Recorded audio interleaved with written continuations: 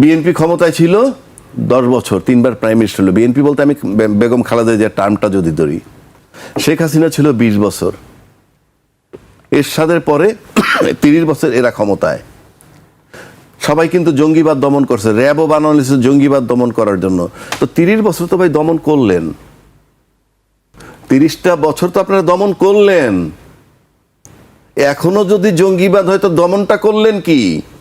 BNP ক্ষমতায় আসলে কতগুলো উপসর্গ বিএনপিকে নানা দিক থেকে চেপে ধরে। জঙ্গিবাদ নিয়ে হঠাৎ কেন আলোচনা? আছেন রাজনীতি বিশ্লেষক শরীফুজ্জামান শরীফ, আপনাকে স্বাগত জানাচ্ছি। আমাদের সঙ্গে আছেন বাংলাদেশ সুপ্রিম কোর্টের সিনিয়র আইনজীবী আবু হেনা রাজ্জাকি, আপনাকেও স্বাগত জানাচ্ছি। জঙ্গিবাদ নিয়ে হঠাৎ কেন আলোচনা, সেই বিষয়টি আমরা দেখেছি সরকারের দুজন বক্তব্য দিয়েছেন। আরেকটি, পরমাণু বিশ্বে বাংলাদেশ যুক্ত হলো, বিশ্বের 33তম পরমাণু বিদ্যুৎ কেন্দ্রের দেশ এখন। রাজনৈতিক ফায়দার জন্য জঙ্গিবাদ শব্দটি ব্যবহার করা হয়েছিল। সরকারের দুজন গুরুত্বপূর্ণ ব্যক্তি, একজন আমাদের স্বরাষ্ট্রমন্ত্রী আর একজন হচ্ছেন প্রধানমন্ত্রী উপদেষ্টা, দুজনের বক্তব্যের মধ্যে দুই ধরনের মেসেজ আছে।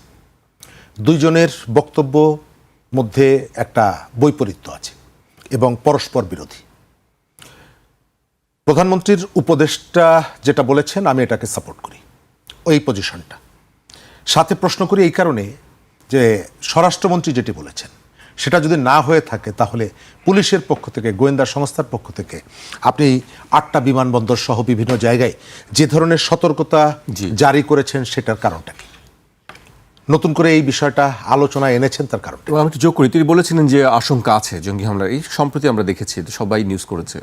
রাইট। তো সেটা যদি হয়, আশঙ্কা যদি থাকে, তাহলে কেউ না কেউ এর পেছনে আছে। তার গায়ের রং কি, তার রাজনৈতিক দর্শন কি, সেটা অন্য কথা, কিন্তু কেউ না কেউ তো আছে, এবং যার জন্য আপনি এই ধরনের একটা ভীতি অনুভব করছেন এবং এই কারণে সবাইকে সতর্ক করছেন। তাহলে যদি থেকে থাকে কেউ না কেউ, তাহলে আপনি কেন বলছেন যে নেই? আমি ডাক্তার জাহিদের যে বক্তব্যটা, এটাকে আমার কাছে গ্রহণযোগ্য মনে হয়, কারণ আমাদের এখানে জঙ্গি ইস্যুতে, উগ্রপন্থা নিয়ে অনেকগুলো সংগঠন কিন্তু নিষিদ্ধ আছে। এটা আওয়ামী লীগের সময় নিষিদ্ধ হয়েছিল, অন্তর্বর্তী সরকারও কিন্তু তাদের উপর থেকে নিষেধাজ্ঞা তুলে নেয়নি। খেয়াল করবেন, জি, অন্তর্বর্তী সরকারও কিন্তু তাদের উপর থেকে নিষেধাজ্ঞা তুলে নেয়নি। কেন? নিশ্চয়ই তাদের সম্পর্কে, বরং তাদের কেউ কেউ যখন মিছিল করেছে তখন ওই সময়কালে পুলিশ কিন্তু কখনো কখনো কঠোর হয়েছে এবং পুলিশের পক্ষ থেকে কিন্তু এক ধরনের সতর্কতাও দেওয়া হয়েছে। তার অর্থ হচ্ছে যে আমরা এই যে ইস্যুটা যে অ্যাড্রেস করছি, সরকারের জায়গা থেকে যে অ্যাড্রেস করছে, এটা কেবলমাত্র যে এর সাথে রাজনীতি, একটা নির্দিষ্ট রাজনৈতিক বা রেজিম এটিকে অ্যাড্রেস করছে তা না, অন্তর্বর্তী সরকারও কিন্তু এটাকে অ্যাড্রেস করেছে। দ্বিতীয় জায়গাটা, আমাদের দেশে যে জিও রাজনীতি, এর জঙ্গিবাদ অথবা এই যে উগ্রপন্থা, এগুলো বিকশিত করার জন্য এর পেছনে যতগুলো শর্ত কাজ করে সবগুলো এখানে এক্সিস্ট করে, সবগুলো এখানে আছে। আপনার যে জিও পলিটিক্স যদি দেখেন, বাংলাদেশকে ঘিরে বড় এবং মাঝারি শক্তিগুলোর নানা রকমের তৎপরতা আছে। প্রতিবেশী, দূরবর্তী দেশ, তাদের নানা রকমের হিসাব আছে বাংলাদেশকে ঘিরে। আবার এখানে এই বিষয়টার সাথে রাজনীতি জড়িত, উত্থানের পেছনে অর্থনীতি জড়িত, মতাদর্শ জড়িত। একটা মতাদর্শের ভেতর থেকে তরুণদেরকে বা বিভিন্ন বয়সের পেশার মানুষকে এর সাথে যুক্ত করা হয়। আবার এর পেছনে অর্থনীতিও কাজ করে, এর পেছনে রাজনীতিও কাজ করে। আবার জঙ্গিবাদকে নিয়ে এখানে রাজনীতি আছে, জঙ্গিবাদের বিপক্ষেও এখানে রাজনীতি আছে। আমরা আওয়ামী লীগের সময়ে এই আলোচনাটি ছিল। আবার আপনি খেয়াল করলে আওয়ামী লীগ না, বিএনপির সময় ওটি ছিল।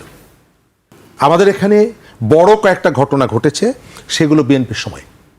সারা দেশের অনেকগুলো জায়গায় একযোগে বোমা হামলা বলেন, শাহজালালের মাজারে ব্রিটিশ হাই কমিশনারের গায়ে গ্রেনেড হামলা বলেন, আমাদের এখানে বাংলা ভাই বা এই ধরনের আব্দুর রহমান, অন্যান্য যারা ছিলেন, সেই যে ব্যাপারগুলো, সেই ব্যাপারগুলো ছিল, এটি তো অস্বীকার করবেন না। এবং কোন সরকারের সময়? আজকে যারা সরকারি দল এবং বিরোধী দল পার্লামেন্টে, তারাই কিন্তু দুই দল মিলে যে সরকারটা ছিল, সেই সরকার কিন্তু ওই যে বাংলা ভাই সহ ওই সময় যারা ছিলেন তাদের বিচার করেছেন। সুতরাং দেখা যায় যে এদের অনেক অনুসারী এখন বলার চেষ্টা করেন যে এটি হচ্ছে একটা ভুয়া ঘটনা। যদি ভুয়া ঘটনা হয়ে থাকে, এটি একটি ক্রিয়েট করা, অন্যের পারপাস সার্ভ করার জন্য ক্রিয়েট করা, যদি সেটি হয়ে থাকে তাহলে আপনারা যে রাজনীতি করছেন, আপনাদের যে রাজনৈতিক দল, সেই দল যখন ক্ষমতায় ছিল এবং একসঙ্গে ছিল, তখন তো আপনারা এটি বিচার করেছেন। তার অর্থ হলো যে এটি ছিল। কে পরিচালনা করেছে সেটা অন্য কথা, এটিকে কে ব্যবহার করেছে সেটা অন্য কথা। আওয়ামী লীগের সময় আমরা দেখেছি, হলি আর্টিজানের ঘটনা আমরা দেখেছি। আবার আওয়ামী লীগ এই ধরনের উগ্রপন্থাকে পুরোপুরি জামাত এবং বিএনপির কারসাজি, তাদের সৃষ্টি বলে তারা চালিয়ে দেওয়ার চেষ্টা করেছে। কিন্তু আপনি হলি আর্টিজানের যে তরুণরা, তার বেশিরভাগই হচ্ছে আওয়ামী লীগের নেতাদের পরিবারের সন্তান। কিন্তু আওয়ামী লীগ বারবার এটিকে রাজনৈতিকভাবে তার প্রতিপক্ষের কাঁধের উপরে চাপিয়ে দিয়েছে। আবার একটি পক্ষ চেষ্টা করেছে এই ঘটনাগুলোকে অস্বীকার করার জন্য। সিলেটে র্যাবের গোয়েন্দা প্রধান গোলাগুলিতে মারা গিয়েছিল, মনে পড়ে? জি। তো একটা বাহিনীর সর্বোচ্চ ব্যক্তিকে তারা কি এই ধরনের একটা পরিস্থিতির মুখে ঠেলে দেবে? এটা আর্টিফিশিয়াল, এটা নাটকের তো একটা স্টেজ থাকে। আমাদের এখানে রাজনৈতিক কাজে এটাকে ব্যবহার করা হয়েছে। আমরা বাংলাদেশের বহু অন্যায় অপরাধী তারা গ্রেপ্তার হয়নি, কিন্তু ওই চাঁপাই নবাবগঞ্জের পদ্মার চরে কোনো একটা কুঁড়ে ঘরের মধ্যে দুজন যুবক সেখানে অবস্থান করছে। আমাদের আগের যে সরকার ছিল, তাদের গোয়েন্দারা সেটি জানতে পারতো, স্বরাষ্ট্রমন্ত্রী ব্রিফ করতেন, আমরা দুজনকে ধরে ফেলেছি, চট করে ধরে ফেলেছি, এই শব্দটা তিনি বারবার বলতেন। কিন্তু বাংলাদেশের সাগররুনির হত্যাকাণ্ড, আওয়ামী লীগের পুরো রেজিমটা চলে গেল, কুমিল্লায় তনু, পুরো রেজিমটা চলে গেল, তাদেরকে ধরলেন না। তার অর্থ হচ্ছে এই যে ধরার যে কাজটা, এর পেছনে এক ধরনের রাজনীতি ছিল। আবার যেটা বলা হচ্ছে যে না, এদের কোনো উপস্থিতি নাই, এরা পুরোটাই হচ্ছে বানোয়াট, এটাও সত্যি না। কারণ আমাদের এখানে এই ঘটনাগুলো আমরা বিভিন্ন সময় দেখেছি। নিয়ন্ত্রণ করতে পারবেন না, নিয়ন্ত্রণ করা সম্ভব না, এটা না বুঝে তারা কেবলমাত্র তাদের ওই যে বিভিন্ন রকমের নতুন নতুন ইউনিট তাদের উপরে ছেড়ে দিয়েছে। আমি এই জায়গাটায় মনে করি আমাদের দেশের অনেক ধরনের সম্ভাবনা আছে, আবার অনেক ধরনের চ্যালেঞ্জ আছে। বাংলাদেশকে ঘিরে নানা রকমের পরিকল্পনাও আছে, প্রতিবেশীদের আছে, দূরবর্তী যারা আছে তাদেরও আছে, প্রতিশোধের একটা স্পৃহাও আছে অনেকের মধ্যে। সুতরাং সব দিক মিলিয়ে আপনাকে বাস্তব অবস্থাটা বিবেচনা করতে হবে এবং এটিকে নিয়ন্ত্রণ করার জন্য, এটিকে কমানোর জন্য আমাদের মনে হয় ওই শুধুমাত্র আইন শৃঙ্খলা বাহিনীর উপরে নির্ভর না করে কি কারণে মানুষ এই পথে অগ্রসর হয়, এটা খুঁজে বের করা, সমাজতাত্ত্বিক, সমাজ বিশেষজ্ঞ, বিশ্লেষক তাদের মতামত নিয়ে আপনাকে কতগুলো বাস্তব পদক্ষেপ আপনাকে খুঁজে বের করতে হবে। জি, আমরা শরীফ ভাইয়ের কথা শুনছিলাম। আমি আবু হেনা রাজ্জাকির কাছে আসতে চাই। আপনার কাছে কি মনে হয়, হঠাৎ কেন এই বিষয়টি নিয়ে আলোচনা হচ্ছে, জঙ্গিবাদ কেন হঠাৎ আলোচনায়? আমরা দেখলাম যে দুজনের বক্তব্য একটু দুই ধরনের। আপনার কাছে কি মনে হয়? দেখেন, শরীফ ভাই যে অনেকগুলো কথা বললো, খুবই ভালো কথা বলছেন, গ্রহণযোগ্য। আমি কিছু অ্যাড করি ওনার সাথে। যেমন আপনি যে জঙ্গিবাদের কথাটা বলতেছেন, স্বরাষ্ট্রমন্ত্রী এই মুহূর্তে কোনো সিমটম পায় না জঙ্গিবাদের, আতঙ্কিত হওয়ার কিছু নাই বা তেমন কোনো বার্তা নাই। আর জাহিদুর রহমান সাহেব যেটা বলছেন সেটা প্রধানমন্ত্রীর দপ্তরের কথা, কারণ সে তো প্রধানমন্ত্রীর উপদেষ্টা। তাহলে আমরা স্বরাষ্ট্র মন্ত্রণালয় বনাম প্রধানমন্ত্রীর যে কার্যালয়, দুইটার ভিতরে বক্তব্যটা তারতম্য হয়েছে। আবার বলতেছে 100% জঙ্গিবাদ আছে, আবার 100% নাই। মানে আমি ব্যক্তিগতভাবে এটা অর্থ বুঝি না। মানে তার মানে কি, কখনো চালাবেন এটা বইলা, কখনো চালাবেন না, কিছু হইলে বলছিলাম আছে, মানে এটা কি, মানে জঙ্গিবাদ আছে এটাও সত্য, জঙ্গিবাদ নাই এটাও সত্য, মানে এটা আমি কথাটার অর্থ আমার কাছে পরিষ্কার না। এটা কি, তার মানে একটা ঘটনা ঘটলে তাহলে বলছিলাম জঙ্গিবাদ আছে সেটা, আর কিছু না হলে জঙ্গিবাদ নাই বলছি। প্রথম প্রশ্ন হলো জঙ্গিবাদটা কি আসলে? জঙ্গিবাদ কথাটার অর্থ কি? জঙ্গিবাদ বলেন, মব বলেন, জঙ্গির মতো কাজ তো করে এরা, আর তো কিছু না। তো শেখ হাসিনাকে যে সরানো হইল, সেই যে প্রক্রিয়ায় সে সরছে ফাইনালি, সেই ঘটনাটা কিন্তু তার কাছে কিন্তু জঙ্গিবাদ, তার কাছে কিন্তু মব। কিন্তু সে চলে যাওয়ার পর যে পরিস্থিতিটা পাইয়ে আজকে পার্লামেন্টে যারা বসছেন, তাদের কাছে তাহলে ওই দিনের ঘটনা তো মব না, জঙ্গিবাদও না, একটা ভালো ঘটনা রাষ্ট্রের জন্য প্রয়োজন ছিল। এর মানে আমি জঙ্গিবাদ সাপোর্ট করছি না। আমি বলছি জঙ্গিবাদ ঘটনাটা কি, আমার পেনাল কোড যে বাংলাদেশের যে আইন আছে তার আওতায় এই অপরাধগুলো আসে। একটা লোকের খুন করে তাকে গ্রেফতার করে না, একটা লোকের বাড়িতে আগুন দেয় তাকে গ্রেফতার করে না। তো জঙ্গিবাদের ব্যতিক্রম কাজ কি?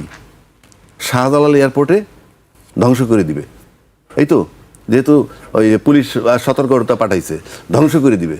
তো ধ্বংস করে দিবে তো ফৌজদারি অপরাধ ধরলেই তো হয়ে যায়। আপনি এত কিছু জানতেছেন, আপনি সব বার্তা আপনার কাছে আসতেছে, আপনার দেশে ডিজিএফআই আছে, এনএসআই আছে, সিআইডি আছে, এসবি আছে, র্যাব আছে, সবই তো আছে, বিজিবি আছে, প্রত্যেকের গোয়েন্দাও আছে। আমরা তো এয়ারপোর্টে যাই, আমরা তো দেখি যে কিভাবে তারা ওয়াচ করে। কোনো কোনো সময় বাংলাদেশে এমন হয় যে পরিমাণ ফ্লাইট, যে পরিমাণ প্যাসেঞ্জার, তার চেয়ে গোয়েন্দা বেশি। আমি আপনাকে বলছি, এয়ারপোর্টে ডিজিএফআইয়ের গোয়েন্দা আছে, এনএসআইয়ের গোয়েন্দা আছে, র্যাবের গোয়েন্দা আছে, পুলিশের এসবি আছে, আবার এসবির গোয়েন্দা আছে, তারপরে সিআইডির গোয়েন্দা আছে, কাস্টম গোয়েন্দা আছে, সিভিল এভিয়েশন নিজস্ব গোয়েন্দা আছে। আপনি সবগুলো ক্যালকুলেট করে জরিপ করে 7 দিন যদি জরিপ করেন তাহলে দেখবেন প্যাসেঞ্জার যদি 5,000 যায় থাকে, গোয়েন্দা ডিউটি করছে 7,000। আমি কেন বলছি ইয়েস আমরা তৎপর, এই শব্দগুলো কি?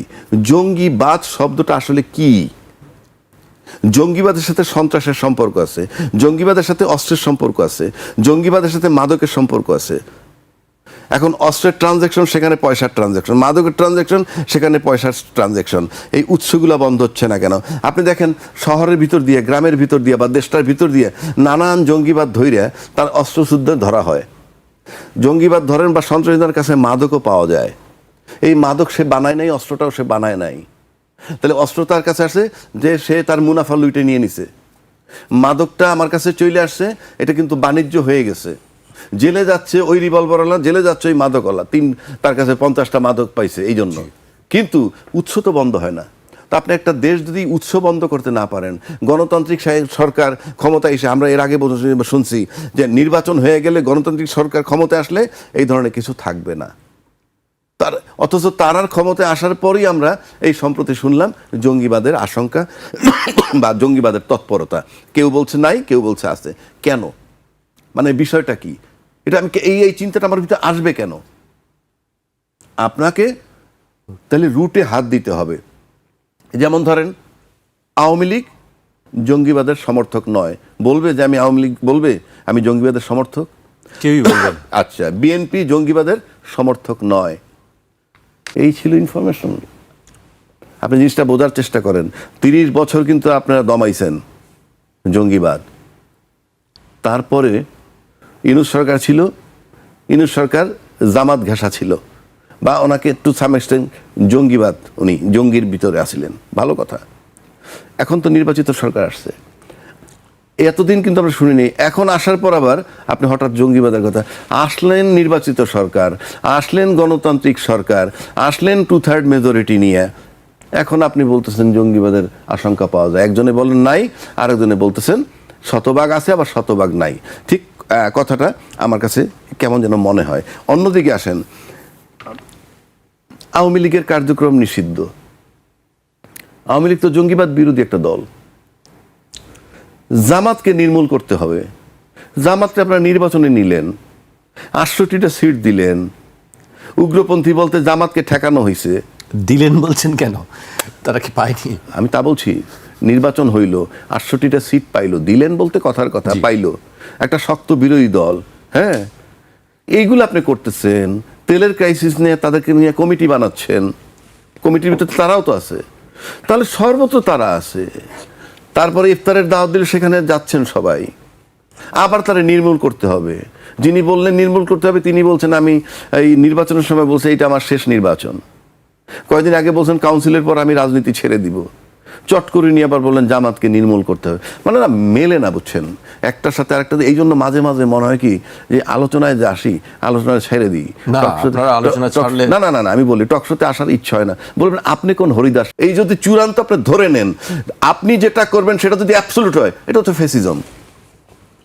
যেটা আপনারা সিদ্ধান্ত নেবেন, পার্লামেন্ট সিদ্ধান্ত নেবে, যেভাবে সিদ্ধান্ত নেবেন। এই যে আজকে আপনি জামাতকে নিষিদ্ধ নির্মূল করে ফেলান, বাট থ্রু পার্লামেন্ট উত্থাপন করেন না এরা জঙ্গিবাদ কিনা।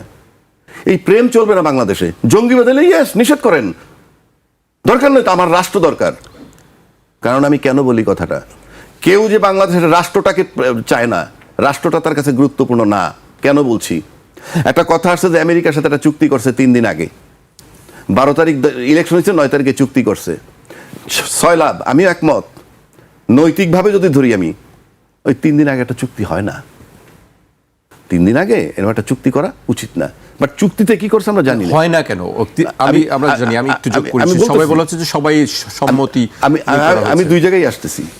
এক হইলো যে আপনি যেহেতু 12 তারিখ নির্বাচন করবেন, সেই হিসাবে 9 তারিখ একটা চুক্তি, এত অস্থিরতার কিছু নাই। দরকার হলে এটা যদি ভালো হয়, নির্বাচিত সরকার এসব করতে পারে। পাশাপাশি অন্তর্বর্তীকালীন সরকার ছিলেন উনি। আমি বলি যাওয়ার আগের দিন পর্যন্ত সে পূর্ণাঙ্গ সরকার, যাওয়ার আগের দিন পর্যন্ত সে পূর্ণাঙ্গ সরকার, সমস্ত সিদ্ধান্ত সে নিতে পারবে। গেল 2 নম্বর। 3 নম্বর, বলা হয়েছে এই সিদ্ধান্ত আজকে যে ক্ষমতাসীন দল এবং বিরোধী দল তাদের সাথে আলোচনা করে তাদের সম্মতি নিয়ে এটা করা হয়েছে। প্রশ্ন হইতে পারে এখন, কেউ কেউ বলছেন যে ওই যে সব মেনে নিছি, যদি নির্বাচন না হয়, যদি না হয় সেজন্য মেনে নিছি, গণভোটও মেনে নিছি, এই কথাও বলছে। তার মানে এই যে রাষ্ট্র, মানে আজকের যে সরকারের তরফ থেকে বা সোশ্যাল মিডিয়া আমরা যেগুলো পাই, তাতে একটা জঘন্যতম চুক্তি করছে দেশ বিরোধী। আমি চুক্তি জানি না, কিন্তু সবাই যেহেতু বলছে আমি মেনে নিছি, ওটা রাষ্ট্রবিরোধী চুক্তি। তাহলে যারা সম্মতি দিছিল কেন, যে ওই চুক্তি না হলে নির্বাচন হবে না সেই জন্যে? তাহলে কি আপনার কাছে নির্বাচন গুরুত্বপূর্ণ ছিল? দেশ রসাতলে যাক, ভেরি সিম্পল। আমাদের কথা হইল তখন আপনার আন্দোলন করে, ইউনূস সাহেব গেট লস্ট, আপনি চলে যান, আপনার দরকার নাই, আরেকটা সরকার আসুক, সে এসে নির্বাচন দেখ, আপনার এই চুক্তির দরকার নাই। সেটা না করে আপনারা কি করছেন তাইলে, যে চুক্তিটা হয়ে যাক তারপরে নির্বাচন করি। তাহলে আমার কাছে রাষ্ট্র বড় না, রাষ্ট্রবিরোধী চুক্তি হয়েছে সেটাও বড় না। বিষয়টা হচ্ছে আমি ক্ষমতায় যাব। এই জন্য বলছি, কি হবে আপনার টকশোতে এসে আলোচনা করলে। আমি আরেকজনের টকশোর কথা বলি, একজনের দায়িত্বশীল ব্যক্তি বললেন যে একটা ওত নেওয়ার পর দ্বিতীয় ওতটা নেওয়া যায় না, দ্বিতীয় যদি নেয় তাহলে আগের শপথ যে নিয়েছিল সেটা নালিফাই হয়ে যায়, অর্থাৎ ওইটা আগের পদটা বাতিল হয়ে যায়। অর্থাৎ যারা সংসদ সদস্য হিসেবে একটা ওত নিছে, দ্বিতীয় ওত নিছে সংস্কার পরিষদের সদস্য হিসাবে, এই ওত নেওয়ার দিয়ে সংস্কার পরিষদের সদস্য ওত নেওয়ার পর নাকি আগেরটা বাতিল হয়ে গেছে। মেম্বার অফ পার্লামেন্ট একজন উনি আছেন, সে বলছে এই কথাটা। তার দৃষ্টি আকর্ষণ করতে চাই, আপনি যদি মনে করেন আপনার ব্যাখ্যাটা যৌক্তিক কারেক্ট, আপনি স্পিকারের দৃষ্টি আকর্ষণ করেন, আইনা বলেন এদের দ্বিতীয় শপথ নেওয়ার কারণে তাদের সদস্যপদ বাতিল হয়ে গেছে, আগের শপথটা বাতিল হয়ে গেছে, সুতরাং নোটিশ দিয়ে তাদেরকে ইয়ে করেন, পদগুলাকে শূন্য করে উপনির্বাচন করেন, না ভেক কথা বলবেন না। আপনি কারোর সদস্যপদ থাকে না, যারা দ্বিতীয় কারো সদস্যপদ থাকে না, যেহেতু যদি নালিফাই হয়ে যায় দ্বিতীয় নেওয়ার জন্য। পাশাপাশি এটাও বলছি, half knowledge is very dangerous. আপনি পার্লামেন্ট, আমাদের যে সংবিধান যেটা এক্সিস্টিং আছে, সেখানেও 3টা শপথ নেওয়ার সুযোগ আছে। এদের সদস্যপদ শূন্য হয়েছে, এখানে উপনির্বাচন করতে হবে। এই জন্য বলছি যে আমরা সব রং, যত লোক আমরা কথা বলি সব রং, এবং যেহেতু আপনার গায়ে শক্তি আছে সেই জন্য আপনার সব রং, যেহেতু আমাদের কি হবে কথা বলে কোনো লাভ নাই। এই জন্য বলি মাঝে মাঝে খুব ফ্রাস্ট্রেটেড হয়ে যাই। আবার বলতে পারি, আপনি বলতে পারেন আপনি ফ্রাস্ট্রেটেড হলে কি আসে, ইয়েস, জনগণের 4 পয়সার মূল্য নাই বাংলাদেশে। আমি আপনাকে বলে দিচ্ছি, Bangladesh is for 20% of the people. এই বাংলাদেশটা শুধুমাত্র 20% লোকের জন্য, বাকিদের জন্য নয়। বাকিদের জন্য যারা ভোট দিতে যায়, ওই যে বলে গণভোট দিছে, এটার ভিতরে কি আছে কেউ বোঝে না। আরে ভাই, গণভোট বুঝে না, ভালো কথা, বুঝলাম আপনারটা তর্কের খাতিরে। যেই ছেলেটা 18 বছর বয়স, যে ছেলেটা মেয়েটা ভোটার হয়েছে, সে কি জানে কারে ভোট দিলে ভালো আইন পাশ করবে? পার্লামেন্টের সদস্যের কাজ কি? তাদের কাজ আইন পাশ করা। তারা তো একজনের প্রশ্ন করে বসে, এই লোক নাকি এমপি হবে, কি সে তো ব্যাংকের ঋণ খেলাপি, এই লোক নাকি এমপি হবে, আইন বলতেছে যে সে ডুয়েল সিটিজেনশিপ থাকবে না, এই প্রশ্ন করে। আবার তাদের ভোটে যারা গণভোট বোঝে না, যারা ওই 18 বছরের বাচ্চাটা যারা স্কুলে নিয়ে আসে বাপ মা, সে তো ওই ভোটও বোঝে না, সেইটাকে ক্যাশ করে দেশ চালান, এবং সেই 80% লোককে অবহেলা করে মাত্র 20% লোকের সুবিধা থাকেন আপনার আরামে। মানুষকে যখন মূল্য দেন না, গায়ে শক্তি আছে, চালিয়ে যান, দেখা যাক। বাংলাদেশে শেখ হাসিনার চেয়ে ক্ষমতাধর কোনো লোক আগামী 100 বছরে আসে কিনা সন্দেহ। তাকে যখন বিদায় নিতে হয়েছে, all of you are requested to think about that. বাংলাদেশের যে পাবলিক বিশ্ববিদ্যালয়গুলো আছে, আমরা সবার আগে ঢাকা বিশ্ববিদ্যালয়টাকে ধরি।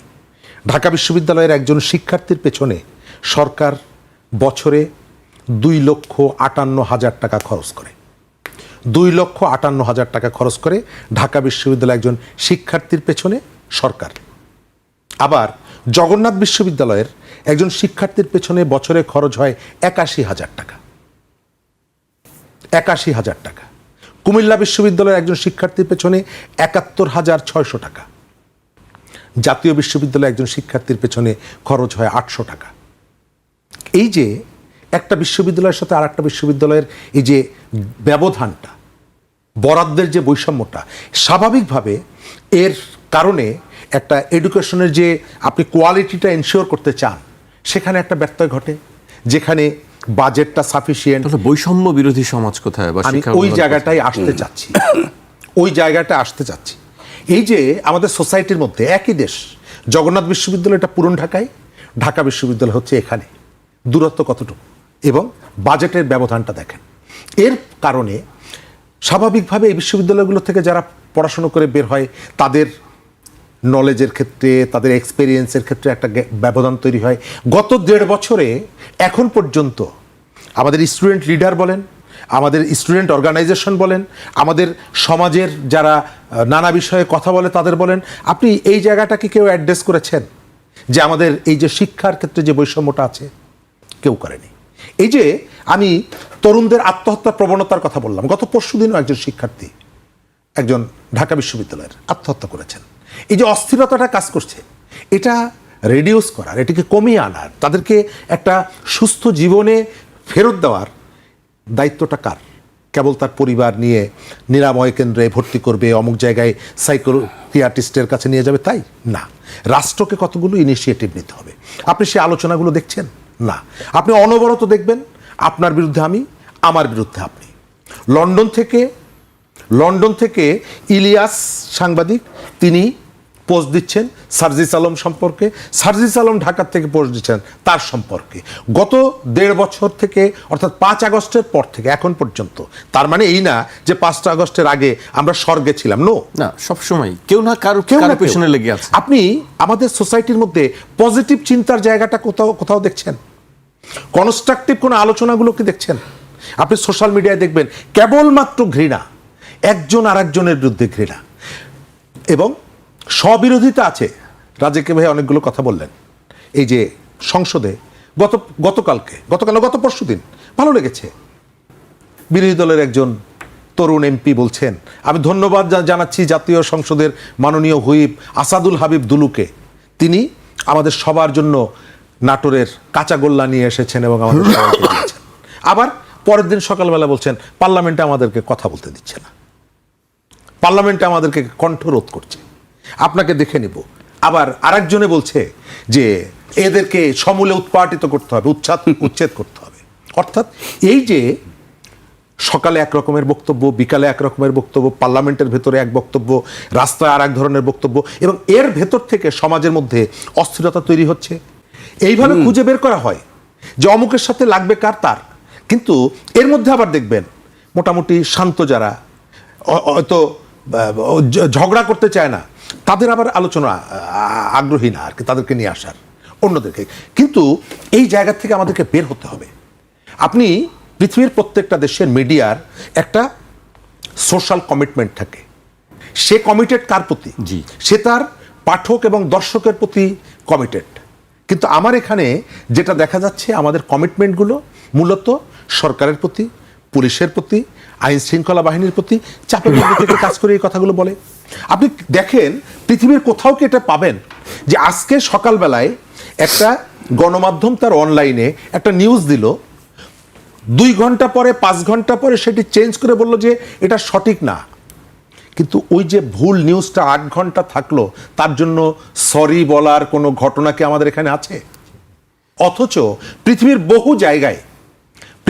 বহু জায়গায় শুধুমাত্র এই ভুল নিউজ দেওয়ার কারণে একেবারে চূড়ান্ত পজিশনে যারা থাকেন তাদের পদত্যাগ করার ঘটনা ঘটে না? অসংখ্য। বড় বড় প্রতিষ্ঠান থেকে পদত্যাগ করে চলে যান, তিনি ভুল তথ্য দিয়েছেন। আমাদের এখানে একেবারে দিচ্ছে 2 ঘন্টা 4 ঘন্টা পরে কার্ডটা সরিয়ে নিচ্ছে এবং সে বলছেও না যে এই সংক্রান্ত একটি কার্ড আমাদের অনলাইনে বা আমাদের স্ক্রলে আমরা 2 ঘন্টা ধরে প্রচার করেছি, তার জন্য দুঃখ প্রকাশ করছি, সেটিও বলছে না। আমি যেটা মনে করি, স্বাধীনতা মানে যা খুশি তাই করার নাম স্বাধীনতা না। স্বাধীনতা মানে যা খুশি তাই করতে পারবো না, এই ধরনের একটা ব্যবস্থার নাম হলো স্বাধীনতা। শরীফ ভাই, আপনার কাছে আবার আসতে চাই। শরীফ ভাইও বলছিলেন, আপনিও বলছিলেন, আজকে আপনার দুজনেই টকশো নিয়ে কথা বলছেন। হঠাৎ করে টকশো নিয়ে কি হলো আপনাদের মধ্যে? একটা কারণ আছে, কারণ শরীফ ভাই যে কথাগুলো বলছে সেগুলো তো আমি কিছু অ্যাড করব। উনি যেটা বলছে তো ঠিকই আছে, ইনফ্যাক্ট আমার জন্য বলার কিছু নাই। এই যে ফটোকার্ড বিষয়টা আপনি আনলেন, আপনি লক্ষ্য করে দেখবেন, ধরেন স্বরাষ্ট্রমন্ত্রী একটা বিষয় ফটোকার্ড করলো কেউ, উনি এটা বলছেন, ইফ ইট ইজ ফলস, স্বরাষ্ট্রমন্ত্রী কিছু বলা হবে না, এটা ছাড়ছে কে তাকে ধরা হবে। আমি কি বুঝাইতে পারতেছি শরীফ ভাই? কিন্তু যদি শরীফ ভাইয়ের নামে কেউ ছাড়ে, তাহলে শরীফ ভাইয়ের জিজ্ঞাসাবাদ করবে কেন? আপনি প্রথম রুটে যাবেন, ফটোকার্ডটা যার ইয়েতে পাবেন, যার আইডিতে পাবেন, সেই আইডি মোতাবেক তাকে সার্চ করবেন, তারপরে তাকে ধরবেন। আর ফটোকার্ড মানে হইল বানানো, যে কোথায় কোন কথা বলছি তার আলোকে। তো এটা যদি হেরফের হয়, সেটার দায় ফটোকার্ড যে বানায় তার। আপনি তো পাহারা দিতে পারবেন না, আপনার কাছে তো টেকনোলজিটা নাই। আপনি যদি ধরেন প্রধানমন্ত্রী সম্পর্কে একটা ফটোকার্ড দেয়, প্রধানমন্ত্রীকে কেউ জিজ্ঞাসাবাদ করবে? নো। দিছে কে, কার আইডির থেকে? একইভাবে আপনার প্রতিটা নাগরিককে ভাবা উচিত। আর যদি আপনি ওইভাবে না গিয়ে আপনি মনে করেন যে সরকারের বিরোধী একটা বক্তব্য হয়ে গেছে, সুতরাং তাকে ধরো, এটা হবে রং ডিসিশন, এটা আপনার জন্য পরিস্থিতি আরও খারাপ করবে সময়ের ব্যবধানে। সুতরাং ওইটা আপনাকে মাথায় রাখতে হবে। প্রকৃত ক্রিমিনালকে খুঁজে বের করেন, ফটোকার্ড যারা করে তাদেরকে বের করে আপনারা তাদের বিচার করেন। এখন আপনি যদি মনে করেন যে আমার টকশোতে সরকার কোনো বিষয়ে গাত্রদাহ হয়ে যেতে পারে, এখন যদি মনে করেন তাদেরই কোনো বট বাহিনী একটা ফেক বা একটা আইডি বানাইয়া সেখানে একটা ফটোকার্ড ঢুকাইয়া দেয়, আর সেটার জন্য যদি আপনি আমাকে চার্জ করতে আসেন, that should be a wrong decision. Bot বাহিনী কি? বট বাহিনী শুনি নানান জনে বলে যে বট বাহিনী বিভিন্ন এরা প্ল্যান করে সংঘবদ্ধ হয়ে কাজ করে। সব দলেই থাকে বট বাহিনী? হ্যাঁ, সব জড়িত থাকার এই জায়গাটা আমার আবার একটু ভিন্ন আছে, যুক্ত করার আছে আর কি। আপনি সোশ্যাল মিডিয়া এটা ইউজ করছেন, কোনটা পোস্ট করা যাবে কোনটা যাবে না, মিনিমাম এই ধারণাটুকু আমাদের অনেকের আছে। আপনার একটা ভালো কথা আমি এটি প্রচার করছি না, কিন্তু আপনার পরিবার সম্পর্কে একটা কুৎসা, এটি আমি খুব উৎসাহ সহকারে প্রচার করছি। আমার যে মোটিভটা, এই মোটিভটা কিন্তু ভালো না। এখন আপনি যদি বলেন যে আপনি যেহেতু তৈরি করেন নাই, আপনি কেবলমাত্র প্রচার করেছেন, আমি অনেক কিছুই জানি, কিন্তু এটি ইচ্ছাকৃতভাবে আমি করছি, এটা কিন্তু গুরুত্বপূর্ণ। এবং আমি এই জায়গাটায় মনে করি যে আমাদের পলিটিশিয়ানদের একটা বড় দায়িত্ব আছে, রাজনৈতিক দলগুলোর দায়িত্ব আছে। এই কাজগুলো যারা করছে প্রত্যেকেরই আপনি কোনো না কোনো পলিটিক্যাল আইডেন্টিটি আছে, যে তৈরি করছে তারও আছে, যে প্রচার করছে তারও আছে, এবং এর পেছনে একটা রাজনীতি আছে। আমাদের এই কাজটা করা উচিত। একজন রাজনীতিবিদের আমি 1000টা সমালোচনা করতে পারি, জামাতের আমির আমি তার 50টা সমালোচনা করতে পারি, কিন্তু আমি তার পরিবারের কোনো একজন সদস্য সম্পর্কে আমি একটা বাজে তৈরি করে সোশ্যাল মিডিয়ায় ছেড়ে দেব, এই অধিকার আমার নাই। এবং এটি যদি করা হয়, আপনি যদি সেটাকে মত প্রকাশের স্বাধীনতা আটকে দিচ্ছে, এই কথা বলেন, এটি অন্যায়। একইভাবে এটি যদি প্রধানমন্ত্রীর ক্ষেত্রেও হয়, এটা অন্য কোনো পলিটিশিয়ানের ক্ষেত্রেও হয়, কমেন্টেও লেখে, কমেন্টে লেখা হচ্ছে। আমরা সম্ভবত এই জায়গাটা আমাদের একটা বড় অধঃপতন ঘটেছে। এটি শুধুমাত্র XYZ একটা দল, দুটো দলকে আপনি এটার জন্য অভিযুক্ত করতে পারবেন না, সামগ্রিকভাবে একটা অধঃপতন ঘটেছে। এবং এখান থেকে বেরিয়ে আসার জন্য ফরাসি বিপ্লব কেবলমাত্র রাজনৈতিক পট পরিবর্তন করতে ভূমিকা রাখেনি, সেখানকার মানুষকে নাগরিক বানিয়েছিল, সেখানকার মানুষকে কতগুলো রাজনৈতিক চেতনা দিয়েছিল। কিন্তু আমরা যেটা মনে করি যে আমাদের এখানে পরিবর্তন মানে হলো এক দল পালিয়ে গেছে, আর এক দলের সাথে আমরা স্টিয়ারিংয়ে বসেছি। আবার তাদেরকে আমি নির্মূল করতে চাই, তাহলে কি এই যে 31% ভোট পাইলো, এটা কি জিনিস? অনেক প্রশ্ন আসে তো। কাজে আপনি এই যে ইঞ্জিনিয়ারিং হয় নাই, যে রিপোর্টটা যে তারা দিছে, এটা আমি তো চ্যালেঞ্জ করতে পারি না। কেননা আপনি গণভোট 2বার গণছেন, আপনার কি মনে আছে? একবার গণলেন 12 তারিখ, 13 তারিখ আপনি একটা গেজেট দিলেন, তারপরে 7 দিন পর আবার একটা গণনা হইলো, 10 লাখ ভোট বাতিল হয়েছে। তো সেদিন যে গুনলেন তখন কোথায় ছিল? আরেকটা প্রজ্ঞাপন জারি করলেন। এই যে 2টা প্রজ্ঞাপন জারি করলো, এই 2টা প্রজ্ঞাপন জারি করা মানে 10 লাখ লোক ভোট শুধু গণভোটেরই নষ্ট হইলো, আর যে নির্বাচনের বিভিন্ন আসনে তার কোথাও কোনো ভোট নষ্ট পায় নাই। কাজে আমি ওই রিপোর্টটায় যে আমি খুব খুশি হয়েছি সেটা না, এবং আমার কাছে আমি ঠিক বুঝি না, আমার কাছে মনে হয় সব জায়গায় বোধহয় একটা রাজনীতি থাকে। এখন এইটা এই এত সুন্দর একটা রিপোর্ট দিয়েছে, ইঞ্জিনিয়ারিং হয় না, তারাই অথরিটি হয়ে গেল। আমার দেশের ইলেকশন কমিশন আছে, সব কিছু আছে, সেখানে আমাদের নিজেদের ভিতরেই বিতর্ক আছে। সৈয়দ রেজওয়ানা বলছেন কি উগ্রবাদীরা যাতে মেইন স্ট্রিম আসতে না পারে সেই ব্যবস্থা তারা করেছে, বলছে তো, কথাগুলো তো আসছে। তো যদি আইসা থাকে তাহলে তো এই কথাগুলো থাকলে তো একটা কনফিউশন, একটা সন্দেহ থেকে যায়। বাট নির্বাচনী ফলাফল যা হয়েছে আমরা ওই তিনি কোন কথার ভিত্তিতে আসলে তিনি বলেছেন, আমরা কেমনে বলবো সেটা, উনি তো বলছেন। আবার যদি তাকে অথরিটি ধরি তাহলে রেজওয়ানাটা কি হিসাবে বললো তাকে আপনি জিজ্ঞাসাবাদ করেন। আবার যারা গণভোট গণনা করে 10 লাখ বাতিল পেলো তাদেরকে জিজ্ঞাসাবাদ করেন। আমি তো রাজি, হ্যাপি, ডু ইট। ইউএন মিশনের ইউএনের যে রিপোর্টটা ওইটাই আপনি ইঞ্জিনিয়ারিং যদি না হয়ে থাকে 100 ভাগ, এই প্রশ্নটা আসতেছে কেন? এই যে প্রশ্নটা আসতেছে ইঞ্জিনিয়ারিং হয় নাই, এই প্রশ্নটা আসলো কেন? ওনাকে বলতে বলছে কি এটা যে এখানে ইঞ্জিনিয়ারিং হয় নাই? ওনাকে বলতে বললো কে? এটা কি বাংলাদেশ সরকার দাবি জানাইছে যে আমাদের নির্বাচন সম্পর্কে আপনি বলেন? মানে উনি বললো কেন? নাকি ওনাকে কেউ বলাইছে ইনফ্লুয়েন্স করে যে আমি একটা সুন্দর নির্বাচন উপহার দিব, সারা পৃথিবী তাকায় তাকায় দেখবে, এটা যারা বলছিলেন তারা দেওয়া হয়েছেন কিনা? গতকালকে সারাদিন সোশ্যাল মিডিয়া, মেইন স্ট্রিম মিডিয়াতে আলোচনা হচ্ছে ডক্টর মোহাম্মদ ইউনূস রাষ্ট্রের সর্বোচ্চ গুরুত্বপূর্ণ ব্যক্তি হিসাবে যে 1 বছরের সুবিধা, সেই সুবিধা সরকার 6 মাস করে দিয়েছে। এটা নিয়ে টকশো হয়েছে, কালকে আমি একটা টকশোতে এটা নিয়েও কথাও বলেছি। আজকে এসে শুনলাম গতকালকে যারা নিউজটা করেছিল আজকে তারা বলছে সরকার সেই সিদ্ধান্ত, এরকমের কোনো সিদ্ধান্ত নেয়নি। তো ওই রিপোর্টারকে যদি আমি কাছে পেতাম, আমি তাকে জিজ্ঞেস করতাম যে গতকালকে তো তোমরা রিপোর্টটা করেছো, তো এই যে পরিবর্তনটা হলো, তুমি একটা ভুল তথ্য দিলা, এই একদিন পর্যন্ত এটি ছড়ালো বিভিন্ন জায়গায়, তো তুমি এটার জন্য সরি বলো। যতক্ষণ না পর্যন্ত এদের কাছ থেকে সরিটা আপনি বের করতে না পারবেন ততক্ষণ পর্যন্ত তারা রেসপন্সিবল হবে না, দায়িত্বশীল হবে না। কারণ হচ্ছে শাস্তি আসলে কেন দেওয়া হয়? যাতে মানুষ মনে রাখে যে এই কাজটা করলে আমাকে আবার অর্থ অথবা শারীরিক দণ্ড হতে পারে, ওই ভয়টা তার মধ্যে যাতে কাজ করে। কার্ডের ক্ষেত্রে এটি, নির্বাচনে ভোটের ক্ষেত্রে রাজ্জাকির ভাইয়ের আজকে মেজাজটা সম্ভবত খুব গরম আছে আর কি। তিনি যাদের কথা বলছেন তারা কিন্তু তাদের মধ্যে মিট মীমাংসা কিন্তু খারাপ না। ওই যে বললাম যে তারা একসাথে লাড্ডু খাচ্ছেন, একসাথে ওই কাঁচাগোল্লা খাচ্ছেন। আবার কয়দিন আগে দেখলাম স্পিকার বলছেন যে হাঙ্গর নিয়ে এসেছি, তিমি নিয়ে এসেছি, দুপুরবেলায় সবাই একসাথে খাবো। অর্থাৎ তাদের মধ্যে বন্ধুত্বপূর্ণ সম্পর্ক। আমরা এখানে এসে ঝগড়াঝাটি করি আর কি, উপরে উপরে একরকম, তলে তলে একরকম। আচ্ছা, আমার প্রশ্ন নির্বাচন হয়েছে ফেব্রুয়ারি মাসে, 12 ফেব্রুয়ারি, আজকে 2 মাস পরে ওনার এই কথাটা কেন বলতে হচ্ছে? কেন বলছেন? সেই তো প্রশ্ন। এই রিপোর্টটা 2 মাস সময় লাগলো তাদেরকে তৈরি করার জন্য। সেকেন্ড জায়গাটা হচ্ছে যে বাইরের থেকে যারা আসে সবাই এরকমের কথাই বলে। আপনি কোনো অবজারভারের কাছ থেকে শুনবেন না যে প্রান্তে বিভিন্ন জায়গায়, এখানে নির্বাচন নিয়ে তো 2 পক্ষের মধ্যে নানা রকমের প্রশ্ন আছে, যারা বিজয়ী হয়েছে, যারা পরাজিত হয়েছে।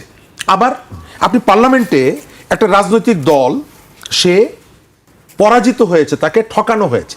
1986 সালের যে নির্বাচন হয়েছিল এরশাদের সময়, সেই নির্বাচনে যারা অংশগ্রহণ করেছিল তারা নির্বাচনে কারচুপির অভিযোগ তুলে পার্লামেন্টের বাইরে দক্ষিণ প্লাজায় তারা একটা অল্টারনেটিভ পার্লামেন্ট সেশন করেছিল এবং মালেক উকিলকে প্রতীকীভাবে স্পিকার নির্বাচিত করেছিল।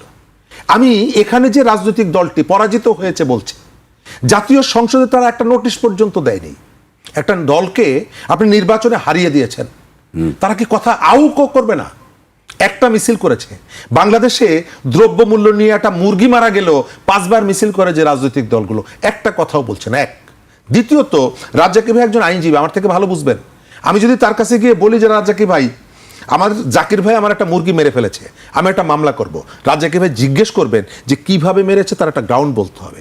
আর এখানে আমি শুনছি অমুক অমুক নির্বাচনে কারচুপি করেছে। আরে বাবা, তোমাকে তো বলতে হবে যে কিভাবে কারচুপিটা করেছে। আপনি শুনেছেন কোথাও কারচুপি? শুনেছেন, কিন্তু কিভাবে কারচুপিটা হয়েছে এই সম্পর্কে পরিষ্কার কোনো বক্তব্য কি শুনেছেন? একটা নির্বাচন কারচুপি করার জন্য অনেকগুলি স্টেজ আছে। আপনি শেখ হাসিনা যেটা করতো আগের রাতে ব্যালট বক্স ভরে রাখা, ডিসিদেরকে প্রভাব বিস্তার করতে বলা, আপনি ভোট কেন্দ্রে যেতে ভোটারদেরকে বাধা দেওয়া, তারপরে জাল ভোট দেওয়া, তারপরে হচ্ছে ভোটের ফলাফল উল্টে দেওয়া। তো এখানে আমি এখন পর্যন্ত শুনলাম না যে কারচুপিটা এইভাবে হয়েছে। সবাই বলছে কারচুপি হয়েছে, দুইজনে করেছে। তো দুইজনে কি কারচুপি করতে পারে? একটা সরকার, তার টিমের যারা ছিলেন, আমাদের প্রধান উপদেষ্টা কি বলেছিলেন যে নতুন দলের অনেকে এমপি হবে, তারা মন্ত্রী হবে। এখন যদি আমি ধরে নিই যে ফলাফল আগের থেকে ঠিক করা ছিল, মজার ব্যাপার হচ্ছে যে এই প্রশ্নগুলো আমরা কারো কাছে করছি না, এই প্রশ্নগুলো কোথাও উঠছে না। আপনি দেখছেন হ্যাঁ না ভোট প্রচার নিয়ে গত দুদিন ধরে যা হচ্ছে, এখান থেকে 6 কোটি, সেখান থেকে 2.5 কোটি, সেখান থেকে 3 কোটি, যে ডিবেট করে সেও 20 লাখ টাকা নিয়ে এসেছে বাংলাদেশ ব্যাংকে দিয়ে আর একটা জায়গায় চাপ দিয়ে। মানে এটা হচ্ছে একটা মৌসুম। তো এই ঘটনাগুলো আমাদের সম্ভাবনাগুলোকে নষ্ট করে ফেলেছে।